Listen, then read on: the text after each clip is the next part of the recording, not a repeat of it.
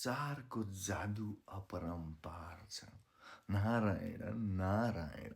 घमण्ड पनि यति नगर्नु कि तिमी जसलाई घमण्ड देखाउँछौ उसैको ठाउँमा झरेर तिमी पुग्नु नपरोस्। बधाई छ बार्सिलोना र बार्सिलोनाको फ्यानहरूलाई। हाम्रो लागि युसिएल सकियो भन्नेहरू कता छन्? एकचोटि खोजौँ त, खोजौँ त।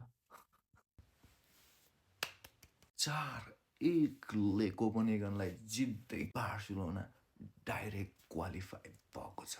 र म सधैँ भन्ने गर्छु क्या, लियोनल मेस्सी स्वयं उपस्थित भएर आशीर्वाद दिएको ग्राउन्डमा बार्सिलोनाले हार्ने असम्भव।